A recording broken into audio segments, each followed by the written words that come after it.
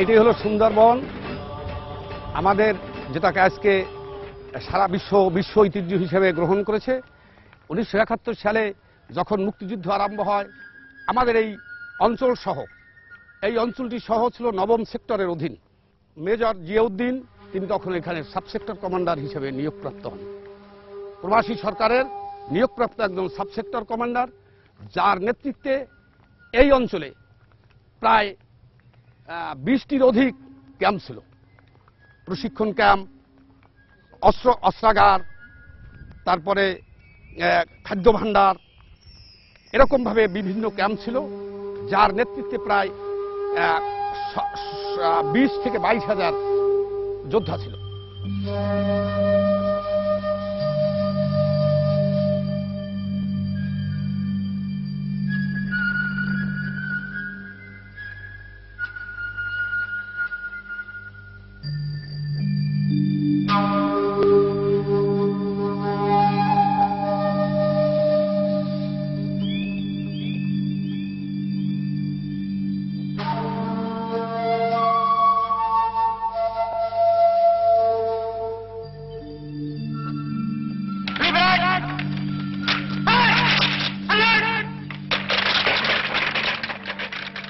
আমি তখন fourth year অর্থাৎ বিএ শেষ বর্ষের ছাত্র পরীক্ষার্থী ছিলাম। অপরদিকে পূর্ব পাকিস্তান ছাত্র ইউনিয়ন ও ভাসানীপন্থী ন্যাপের সমর্থক ছিলাম আমি।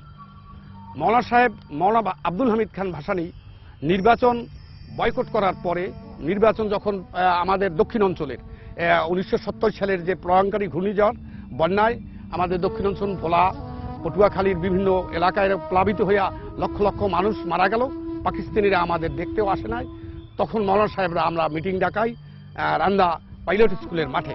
আমাদের নেতৃত্বে ছিলেন জনাব শামসুল আলম তালুকদার। ওই মিটিংটা মূলত আহ্বান করি আমি, এম আফজাল হোসেন, নজরুল ইসলাম লাল, হেমায়েতুদ্দিন বাদশাহ, এম এ কাদের। উনি ওই দিন পাকিস্তানিদের যে আচরণ আমাদের প্রতি, এই আচরণে বিক্ষুব্ধ হয়ে বললেন যে তোমরা আমাদের আদম সন্তানদের মৃত্যু হয়ে গাছে ঝুলে আছে, কুকুর এবং শ্রীগালে তাদের মরদেহ খাওয়ার জন্য যে করতেছে, তোমরা আমাদের সাথে সরকার হিসেবে যে আচরণটা করেছো, এই আচরণে আমরা বিক্ষুব্ধ, আর তোমাদের সাথে আমাদের থাকা হয় না। আমাদের সংগ্রাম চলবেই চলবে, এই সংগ্রাম ব্যক্তিগত স্বার্থের সংগ্রাম নয়। আমরা তোমাদেরকে আসসালামু আলাইকুম জানাইলাম। আমি আজকে ঘোষণা করলাম এটা স্বাধীন পূর্ব পাকিস্তান। এর পিছনে একটু যেতে হবে। এখানে যখন মৌলানা সাহেব নির্বাচনে এই বন্যার কারণে উনি নির্বাচনটা বয়কট করলেন, অর্থাৎ বাংলাদেশের টোটাল নেতৃত্বটা যাতে শেখ মুজিবুর রহমানের পরিচালিত আওয়ামী লীগের হাতে চলে যায়, তাইলে একক নেতা হবে শেখ মুজিবুর রহমান। এই কারণেই উনি ওনার দলের নির্বাচন প্রত্যাহার করলেন। করার পরে আমাদের কনস্টিটিউয়েন্সির যিনি ন্যাশনাল অ্যাসেম্বলির মেম্বার ইলেকশন করছিলেন, তিনি হলেন শেখ আব্দুল আজিজ। উনি আমার গ্রামে গেলেন। উনি গ্রামে গিয়া আমাকে উনি ডাকালেন একটা লোকের দ্বারা। ডাকাই বলেন যেহেতু ন্যাপ তো নির্বাচনে বয়কট করেছে, তুমি একটু আমার সাথে থাকো। আমি একজন তৎকালীন সময়ের শরণখোলা উপজেলায় ছাত্রনেতাদের মধ্যে আমি একজন খুব ভালো সুবক্তা ছিলাম। এ কারণে আমি ওনার সাথে 10টি মিটিং করি সেদিন, যাতে আওয়ামী প্রার্থী শেখ আব্দুল আজিজের বিজয় হয়। এরপরই মুক্তিযুদ্ধ আরম্ভ হয়। আমি প্রথমত মুক্তিযুদ্ধে কবির আহমেদ মধুর সাথে যোগদান করি। ওখানে 2টি যুদ্ধ শেষ করে এবং যে প্রথম শেষ যুদ্ধটি অর্থাৎ সুন্দরবনে যখন ক্যাম্প শিফট হবে লোকালয় থেকে, তার আগেই আমাদের sub sector commander major Ziauddin সাহেবকে কবির আহমেদ মধু এবং আমাদের দল লিয়াকত আলী খানের মাধ্যমে খাউলিয়া গ্রামের ক্যাম্পে ওনাকে নিয়ে আসেন। ওনারা অপারেশনে চলে গেলেন। ওনার অস্ত্র নিয়ে গেছিলেন একটা গ্রুপ ডাকাইতরা, এই অস্ত্রটা উদ্ধারের জন্য উনি গেলেন। আর আমাকে একটা গ্রুপ সহ প্রায় 15-20-25 জন হবে, এই গ্রুপটাকে আমাকে নিয়ে সুন্দরবনে বললেন তুমি কলমতেজিতে গিয়া প্রথম ক্যাম্প করো। এই ওখানে আসার পরে আমরা জুন মাসের মাঝামাঝি সময় পাকিস্তান নৌবাহিনী আমাদেরকে আক্রমণ করল।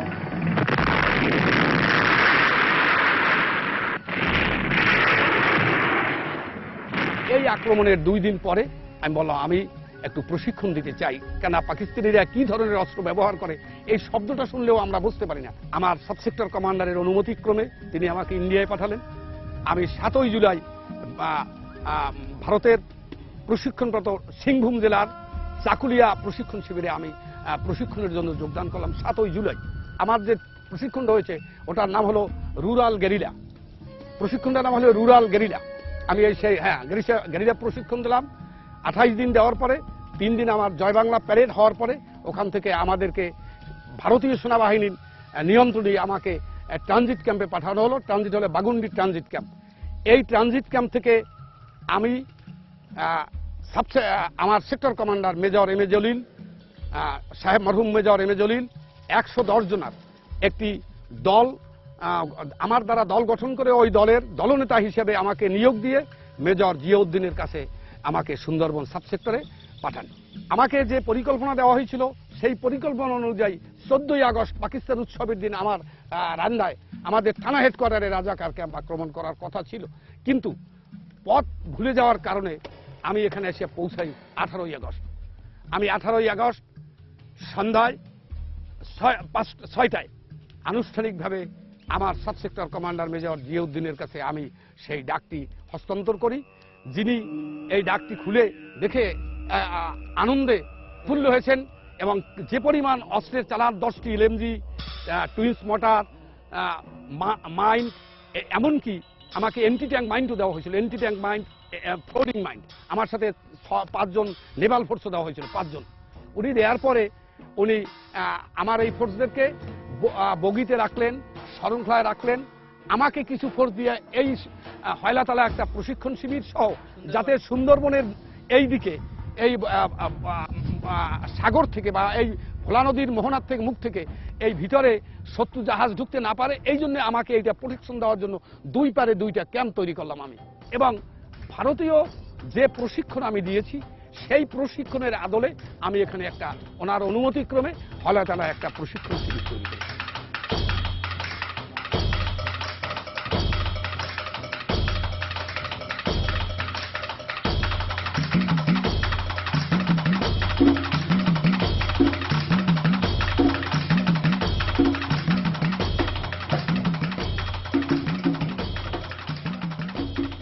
এই প্রশিক্ষণ শিবিরে এই যে আমার সাথে সঙ্গী আসছে আবু জাফর জব্বার, নজির আহমেদ বাদশাহ, তারপরে সুলতান আহমেদ মোল্লা, আব্দুল সালাম, ফারুক আহমেদ, সাকাওয়াত হোসেন সহ এখানকার এই কয়জনই। আর কাঞ্চন নামে একটা ছেলে সাউথখালীর গ্রামে ছিল, শেখ কাঞ্চন আলী, এই ছেলেটা আমার সাথে ছিল।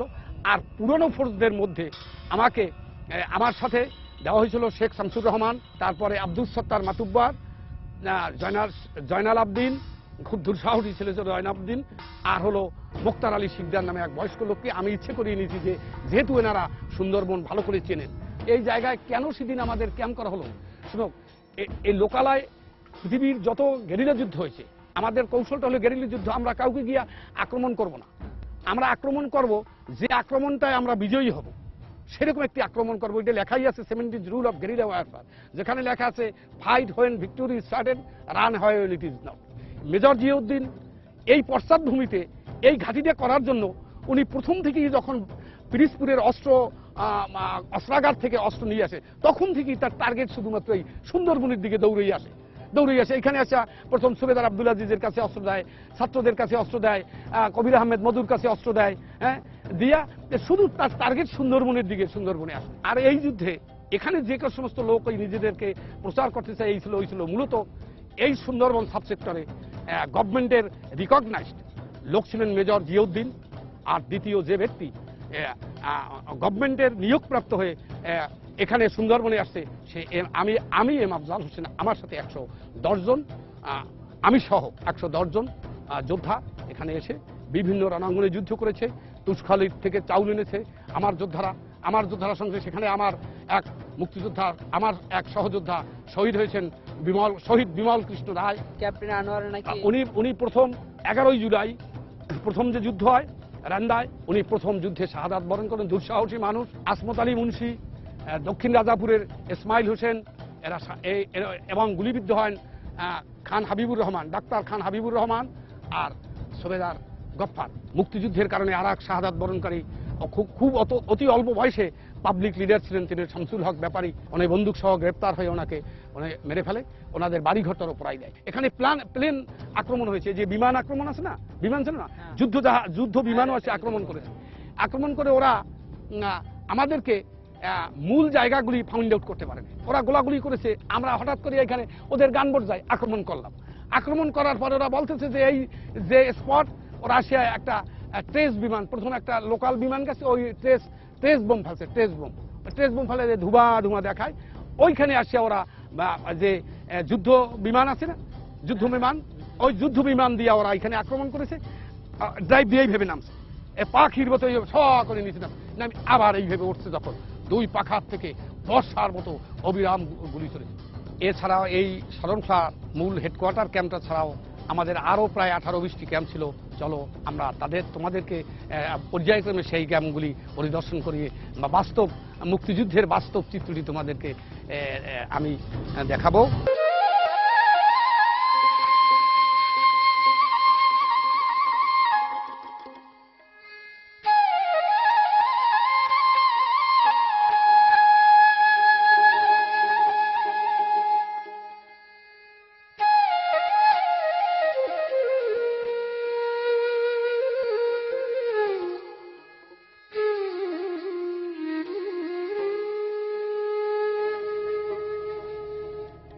আমরা তোমাদেরকে শরণখোলা হেডকোয়ার্টার থেকে এখন যে স্থানটিতে নিয়ে যাচ্ছি সুন্দরবনের, সেই স্থানটির নাম হয়লাতলা। এই সুন্দরবন একটি দুর্গম পথ ছিল সেদিন, যেহেতু 1971 সালে এরকম কোনো যান্ত্রিক ব্যবস্থা ছিল না, একমাত্র নৌপথই নৌকা বেয়ে সেখানে যেতে হতো, এক স্থান থেকে অন্য স্থানে এরকম দ্রুত কোনো জলযান ছিল না 71 সালে। তো সেই দিক থেকে দেখো সুন্দরবনের এই যে নদীটা, এইখানেও একটি আমার ক্যাম্প ছিল এক সময়, এইখান থেকে এই খালটার পারে আমার একটি ক্যাম্প ছিল। এখান থেকেই আমরা এই হয়লাতলায় স্থান নির্ধারণ করে, এই ক্যাম্পটিও ছিল হয়লাতলা, ক্ষুদিরাম এবং তার অপোজিটে খালের ওপারে আরো একটি ক্যাম্প। এই 4টি ক্যাম্প এখানে ছিল।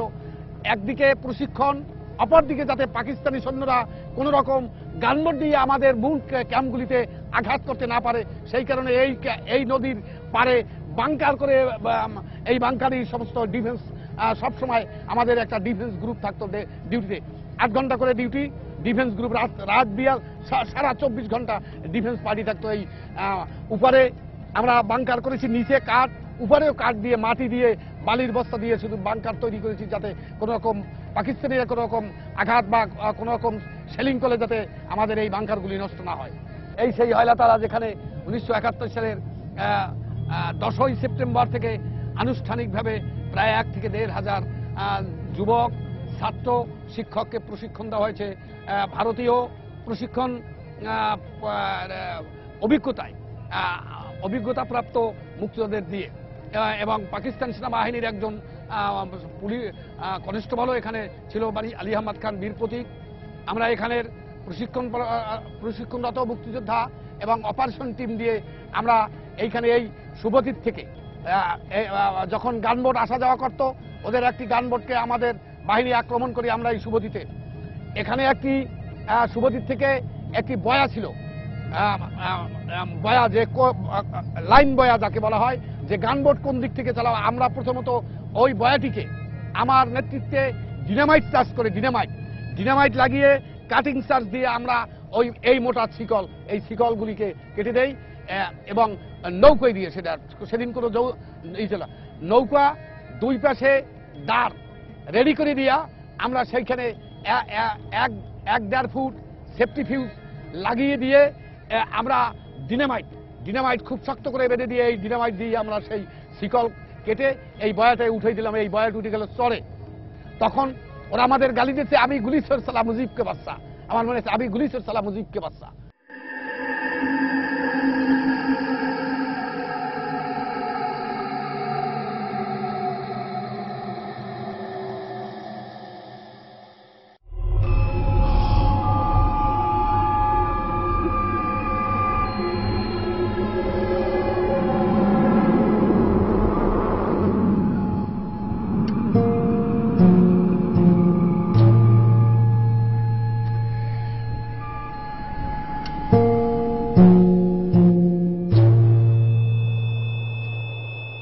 তোমাদেরকে আমি শরণখাট থেকে যে জায়গাটি নিয়ে আসছি এটার নাম হলো সুন্দরবনের হয়লাতলা। এই হয়লাতলায় 1971 সালের আগস্ট মাসের দিকে নৌকা বেয়ে আজকে যেভাবে আসছি এভাবে নয়, নৌকা বেয়ে এসে এখানে আমি মুক্তিযোদ্ধাদেরকে নিয়ে, যারা আমার সাথে প্রশিক্ষণপ্রাপ্ত তাদেরকে নিয়ে এখানে আমি ক্যাম্প করি। এবং এই ক্যাম্পটি একসময় আমি আমার কমান্ডার মেজর জিয়াউদ্দিন সাহেবকে আমি বললাম, স্যার এখানে ছেলেদের যেতে খুব কষ্ট হয়, বিভিন্ন চড়াই উচ্চাই পার হয়ে আমি এখানে একটা প্রশিক্ষণ শিবির করতে পারি কিনা। উনি বলেন ঠিক আছে। তখন আমি এখানে একটা ফিল্ড করি, এই ভিতরে একটা পিটি ফিল্ড তৈরি করি, কয়েকটা গাছ রেখে, এরকম বড় বড় গাছ রেখে ওর চতুর্পাশ আমি পরিষ্কার করাই। আর এইখান থেকে একটা ডিফেন্স লাইন তৈরি করি এইখান থেকে, এবং এইখানে দুইটা বাংকার করে দিই, যাতে পাকিস্তানি নৌবাহিনীরা আমাদের এই ক্যাম্পগুলি বা অগ্রবর্তী যে ক্যাম্পগুলি আছে আমাদের শরণখোলা, তাম্বুলবনিয়া, তারপরে তেঁতুলবাড়িয়া, এই ক্যাম্পগুলিতে যাতে কোনো রকম আক্রমণ নৌবাহিনীরা করতে না পারেন। এই জন্য এপারেও ক্যাম্প ছিল, নদীর ওই পারেও কিন্তু আমাদের এইরকম ভাবে দুইটা ডিফেন্স ছিল, যেটা পাহারা চৌকি ছিল দুইটা, সেখানেও 4 জন লোক 24 ঘন্টা পাহারা। তো এক টিম চলে আসতো, আবার আর এক টিম যেত। সুবতী নদীতে আমরা একবার, এইখানে একটা বয়া ছিল, এই বয়াটা থেকে এই বয়াটার পাশটা হলো অগভীর অঞ্চল, আর এই বয়ার এই পাশটা হলো গভীর অঞ্চল। আমরা প্রথমত ওই বয়াটাকে, মেজর সাহেবকে আমি স্যার বললাম, স্যার ওই বয়াটা আমি কেটে নিয়ে আসি। কিভাবে তুমি কাটবা? আমি বললাম, স্যার আমি ডিনামাইট চাষ করে এইরকম মোটা মোটা শিকল আছে ওর সাথে দেওয়া, এই শিকলগুলিতে আমি ডিনামাইট কাটিং চার্জ হিসেবে লাগানো, এটা ট্রেনিং প্রাপ্ত লোকের জন্য, এইটা আমি ওইভাবে লাগাই দিয়া। তখন তো ভাই এরকম নৌকা ছিল না, তো আমরা নৌকায় ছিপ ডিঙ্গিতে 2 পাশে দাঁড় ফিট করে দিয়া আমি নিজে এতখানি ফিউজ 1 মিনিটে 1 ফুট জলে এরকম আমি 3 ফুট রাখছি, যাতে করে আমরা নৌকাটা দূরত্বে যেতে পারি। তার কারণ হলো লোহার, ওটা বাস্ট হইলে পরে ওটা লোহার যেগুলি কাটিয়ে পড়বে ওগুলো ছিটি অনেক দূরে চলে যায়, তাতে আমরা আহত হতে পারি। এই জন্য আমরা বলছি, বাঁশিতে ছিটি দেওয়ার সাথে সাথে যখনই আমি আগুন ধরাই দিছি সেফটি ফিউজে আগুন ধরানোর সাথে সাথে ছিটি দেওয়া দিছি, যেই ছিটি দিচ্ছে ওরা নৌকা দিয়েছে জোরে টান, যে মাঝি ছিল সে মাঝি ধরা ছিল, আর টান। আমরা নৌকা এই নদীর কিনারে আসতে আসতেও বাস্ট হয়ে গেছে। বাস্ট হয়ে দেখলাম কি, সেই যে বয়াটা, লোহার যে বয়াটা, ছিটটা যেন বলের মতো ছিটটা ওই দিকে পড়ে গেছে, এত বড় এক্সপ্লোজিভের আঘাতে। এরই মধ্যে হঠাৎ করে চাই দেখি আকাশের দিকে একটা এমনি যে বিমানগুলি আছে না, ওই বিমানের একটা বিমান চলিয়ে যাইতেছে, আর কি জানি এটা টুপ করে ছাড়িয়ে দিয়েছে। ধোয়ার দেখলাম কি অনেক দূর নামিয়ে আসিয়া ওই যে ছড়াই পড়তেছে, ধোয়ার ওটাকে ট্রেস বোম বলে। এই ট্রেস বোমটা যখনই দিয়েছে তখনই আমার আরো আতঙ্ক হয়েছে, সর্বনাশ তাড়াতাড়ি এর মধ্যে আকাশ ভাঙিয়ে শব্দ হচ্ছে, আমি দেও না দৌ, এই হলো ওইখান থেকে আমরা দৌ, কে কোন দিক দিয়ে কোথায়। তবে আমরা পথ ছাড়া হই নাই, লোকগুলি সবাই আমার সাথে এক কথার মধ্যে কোথায় আমরা 5 মিনিটের মধ্যে 1 কিলোমিটার এই বনের মধ্যে জীবন বাঁচান চলে গেছি। চলে যাওয়ার পরে ওরা ওইখানে বিমান চলে আসছে, এই যে পাকিস্তান বিমান বাহিনীর যে বিমান, এই বিমানগুলি চলে আসছে, যুদ্ধ বিমান। ওরা দেখলাম কি এইভাবে আসিয়া ঠিক সিল টিল দিলাম না মাছ শিকারের জন্য, এইভাবে নামিয়া এইভাবে আবার উঠতেছে। ওঠার পরে দেখলাম 2 পাশে যে বর্ষা পরে এইরকম বর্ষার মতো গুলি, নির্বিচারে গুলিতে ঝাঁঝরা করে ফেলছে সেই এলাকা। 13ই ভাদ্র পরে কিছু লোক এসে কয়, স্যার আমার সার ওকে পাতলা পায়খানা, বলে পাতলা পায়খানাতে তোরা ওই ঔষধ দিতে ওগো করলাম কি, ওগো পাঠাইছি যে তোরা চরদোয়ানি জ্ঞান প্যারাটারা ওইদিকে যাই ডাক্তার থাকলে ওরা ঔষধ পাইছি। এগো একটা গ্রুপ পাঠাইলাম আমি, পাঠাইছিলাম এরা একদিন পর আইয়ে কয়, স্যার আমরা ওখানে রাজাকার গোলাগুলি সেটা গোলাগুলি করিতে দিয়ে আমরা আইছি, কিন্তু ডাক্তারে আমরা যখন গেছি ডাক্তারে পলাইছে। এমন তো ভালো, তোমার যে ডাক্তারে যে পলাইছে এটা ভালো কাজ করছে, তো তোমার যে এই ট্রেনিং ইন্ডিয়া দিয়ে আসলা, এই নিজে দিলাম ট্রেনিং, তো ওই যে অস্ত্রটা দিলাম, তো এটা কাজ করো, তোমার যে এলএমজিডি আছে ওই এলএমজিডির বাট পাশাই তুমি 2টা সুমো দাও, আর ওই যার আমার সইছে সেগুলো নিয়ে ওই এলএমজির সুমো দেবো। ওরা তো এলএমজিতে সুমো দিমু হয়তো কি আমার সাহায্য, তবে তোমার কাছে দেওয়া হচ্ছে অস্ত্র, তুমি ঔষধ সংগ্রহ করবা, কেমনে আনবে এত জানিয়ে ডাক্তার বাড়ি গেছে এত অন্য তারপরের দিন আবার রাগ হয়ে চলে গেছে, আমার এই মনিরে লই গেছে, আমার মনে আছে, লই গেছে পর যাইয়া ডাক্তারে যাই হয়েছে, ডাক্তার আবার পড়ানো, ডাক্তার মানুষ দাঁড়াই থেকে কুড়াল লইয়া আনিয়া পিড়িয়া ফাইঙ্গিয়া এরপর সব ঔষধ বসে। মুক্তিযুদ্ধকে জানো 126তম পর্বের কুইজ। 9 নম্বর সেক্টরে সেক্টর কমান্ডার কে ছিলেন? A Major M A Jalil, B Major Ziauddin, C Major M A Afzal, D Major M A Rob. বৃহস্পতিবারের ভেতর ঠিক জবাব পাঠাও। MJ space A B C অথবা ডি লিখে পাঠিয়ে দাও 16242 নম্বরে। ঠিক উত্তরদাতাদের মধ্য থেকে 3 জনকে পুরস্কার হিসেবে দেওয়া হবে মুক্তিযুদ্ধের বই। মুক্তিযুদ্ধকে জানো 125তম পর্বের কুইজের ফলাফল। প্রশ্ন ছিল, কর্নেল ওসমানী কত তারিখে পিস্তলের গুলি ছুড়ে আনুষ্ঠানিকভাবে মুক্তিযুদ্ধ সংগঠিত করার কাজ শুরু করেন? সঠিক উত্তর সি 4 এপ্রিল। এই পর্বের বিজয়ীরা শ্রাবণী, আপন ও হৃদয় যথাসময়ে তোমাদের ঠিকানায় পৌঁছে যাবে পুরস্কার।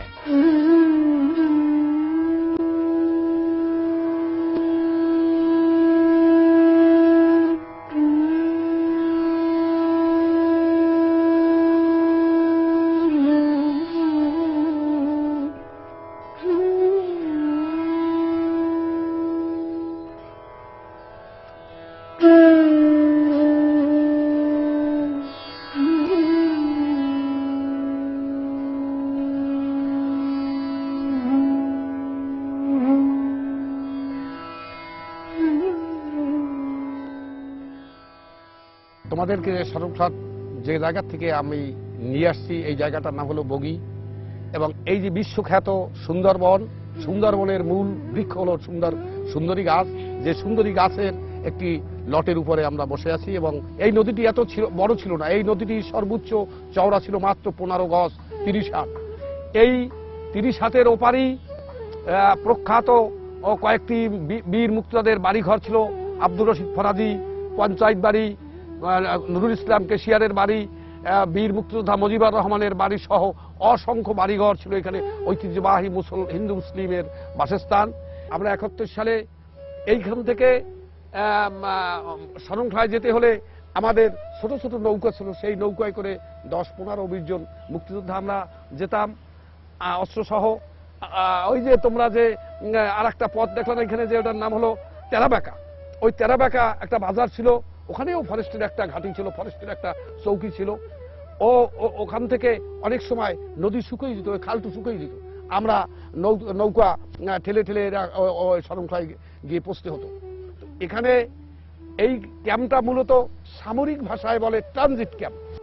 আমরা যে এই যুদ্ধকালীন সামরিক ভাষায় এটাকে বলা হতো ট্রানজিট ক্যাম্প। এই ট্রানজিট ক্যাম্পের এখানের এই ক্যাম্পটির মূল দায়িত্ব ছিল নুরুল ইসলাম কেশিয়ারের, যে নুরুল ইসলাম কেশিয়ার সহ আব্দুর রশিদ ফরাজি, গাউস ফারুকি, হেমায়েতউদ্দিন পঞ্চায়েত, নূর মোহাম্মদ পঞ্চায়েত, এরাই আব্দুল সালাম বিডিআর, মোফাজ্জল হোসেন মেম্বার, এরাই মূলত এই আব্দুল বারেক পঞ্চায়েত, এরাই কিন্তু এইটার মূল দায়িত্বে ছিল। এখানেই দেশের বিভিন্ন এলাকায়, এই যেমন বাংলাদেশের এই যে 9ম সেক্টরের বা তারও দূর দূরান্ত থেকে এসে এইখানে যুব সম্প্রদায়রা, বিশেষ করে তখনকার 40 এর বয়স নিচে যারা, তারা বিভিন্ন মুক্তিযুদ্ধে এখানে যোগদান সহ ভারতে যাওয়ার জন্য এখানে আসতো। এই ক্যাম্পে তাদের রিসিভ করে তারপর বিভিন্ন স্থানে তাদেরকে পাঠানো হতো। ওই যে একটা গাছ দেখছো না তোমরা, ওই গাছটাই ছিল এই যে ঐতিহ্যবাহী পঞ্চায়েত বাড়ি, যে পঞ্চায়েত বাড়ির প্রায় 20 জন যুবক ছেলেরা এই মুক্তিযুদ্ধে অংশগ্রহণ করেছে। এবং এই ক্যাম্পটি তাদের, ওয়ালাইকুম আসসালাম, এই যে মোহাম্মদ সোহরাব হোসেন পঞ্চায়েত, ইনি ওই পঞ্চায়েত বাড়ির নূর মোহাম্মদ পঞ্চায়েত সাহেবের ছেলে। এটি আমাদের একজন মুক্তিযোদ্ধা, তার বড় ভাই সহ তাদের ফ্যামিলির 15 জন লোক মহান মুক্তিযুদ্ধে আমাদের সাথে ছিল। আমরা যখন যুদ্ধ করছি, বুঝছো, যুদ্ধ, এই মামায় আমাদের কমান্ডিং অফিসার ছিল, বুঝছো, কমান্ডিং অফিসার ছিল, কমান্ড দিত। হ্যাঁ, তারপর ওই পাকিস্তানি আলারা আসতো গান বোর্ডে আইয়া গোলাগুলি করত, আমরা তাদের সাথে সামনাসামনি মোকাবিলা করতাম, বুঝছো। এই আমাদের ওই বাড়ির থেকে আসিয়া ওই নদীর পাড় থেকে গান বোর্ড ভেইয়া ওখান থেকে আসিয়া তারা ঘরে আগুন দিয়েছে, গোয়ালঘর পর্যন্ত আগুন দিয়েছে, মুরগির খোপ, মুরগি ধরিয়া নিয়ে গেছে। আপনাদের ঘরে পোড়াই দিছিল? হ্যাঁ হ্যাঁ, পোড়াই দিয়েছে, ওখান থেকে পোড়াই দিয়েছে। ওই পাশের বাড়ি আসলে রাস্তার ওই মাথায় বাড়ি ছিল, এগুলো সব আগুন দিয়ে দিয়া পোড়াই দিয়েছে। এই যে বৃষ্টি, এই বৃষ্টির ভিতরেও কেতামুড়ো দিয়া ওই গ্রাম থেকে কেতা দেশে মানুষে এই কেতামুড়ো দিয়া নিশ্চুমে ঝুপকি করিয়া বসে রয়েছি, রাইফেল উল্টোবাইল দিয়া, এইরকম করিয়া আমরা কষ্ট করছি। কি বলবো আর, মানে খুব করুণ দৃশ্য। জাল্লে হাজিয়া, এইরকম জাল্লে হাজিয়া, এইরকম এই তো নৌকা, ওদের সাথে সামনাসামনি এই জাল্লা বলাইছে গেছে। হ্যাঁ ভাই, হ্যাঁ পাকিস্তানি পাকিস্তানি, অথচ পাকিস্তানি না, মুক্তিযোদ্ধা। ওই রাইফেলের তলে, ওই পানির ভিতরে নৌকার সাথে। ওরা যখন ফিরছে পিছন থেকে উঠতে এই দিছি, পড়ে গেছে সামনাসামনি, এইভাবে মারিয়ে দিছি।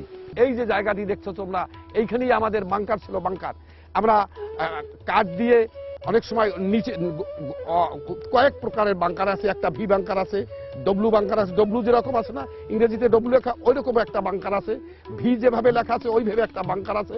আর একটা আছে গভীর বাংকার, যে বাংকারটায় দাঁড়িয়ে থাকা যায়, ওর ভিতরে দাঁড়িয়ে থাকা যায়, এবং ওই বাংকারে দুটো ছিদ্র করা আছে, যে ছিদ্রটি থেকে আমরা ওই যেমন ওই যে লঞ্চের যে ছিদ্র থাকে না, ওইরকম দুটি ছিদ্র আমাদের ওইরকম ছিল, যাতে আমাদের যে অস্ত্রটি ব্যবহার করব সেই ব্যবহারের অস্ত্রটির নালটা ওই ভিতর থেকে।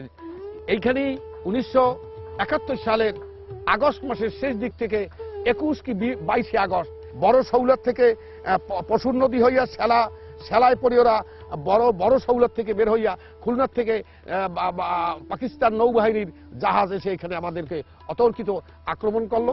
এখানে আমার সাথে প্রশিক্ষণপ্রাপ্ত আমার নেতৃত্বে যারা ইন্ডিয়ার থেকে এসেছে, তার মধ্যে যেদিন ওই যুদ্ধে মূলত এলএমজি পরিচালনা করেছে, তার মধ্যে রয়েছেন গোলাম মোস্তফা তালুকদার, আর জিউধারা ইউনিয়নের, বর্তমানে জিউধারা ইউনিয়নের চেয়ারম্যান হাবিবুর রহমান তালুকদার।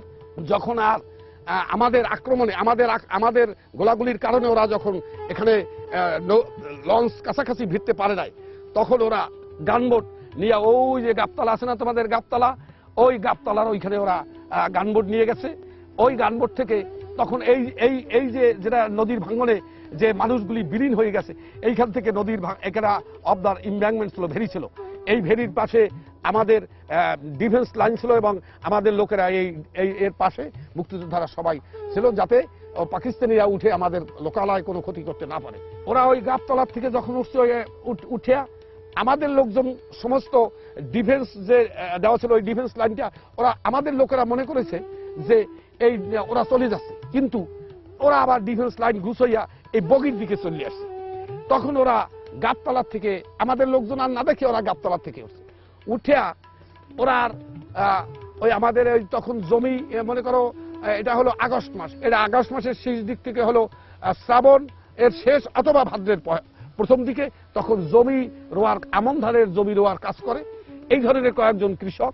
ওরা মনে করছে ওরা মুক্তিযোদ্ধা, এখানে ওদেরকে গুলি করে মারি ফেলছে।